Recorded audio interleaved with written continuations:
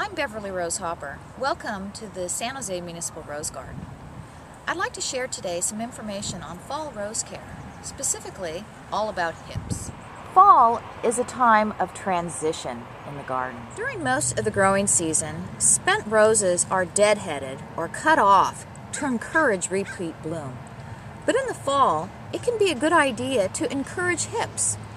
This actually sends a signal to the rose to go into dormancy, to rest, to help it store sugars for the coming season. How do we encourage hips? Rather than cutting off the old blooms, simply pull off any petals that have not naturally fallen off. This, what's left behind, will actually swell up and turn into a hip. Roses start off in a bud, then open up into beautiful blooms, like this brandy. And as the flower ages, it drops its petals. After the rose has dropped its petals, all that's left is the stamens, which will dry up, and underneath the sepals here is where, in the peduncle, just above the peduncle, is where a hip or the seed pod will form. Here I've removed the sepals, and you can more easily see the swelling.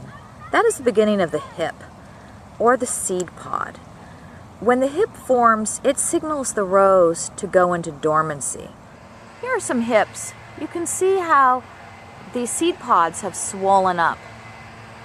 And just to make sure you do see the difference between a hip and a bud, these are hips, which means the rose is going into rest. And these are some buds. These are roses that have not yet bloomed. In the fall, rather than deadheading and cutting off old blooms, it's good to let hips form to help encourage dormancy. So this is easily done by just simply pulling off the old petals. Sometimes the petals do not fall off, especially in wet weather, and they can get all moldy. This is actually called botrytis.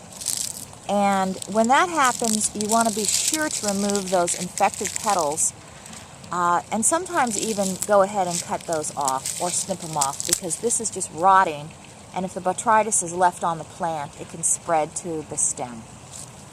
You can see on this bloom of St. Patrick that the botrytis fungus has rotted the whole entire bloom, and it's just a ball of mess, really, wet, soggy petals.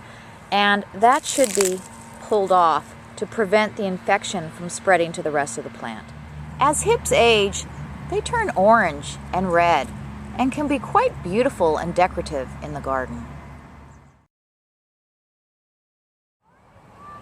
Wishing you another season of beautiful blooms.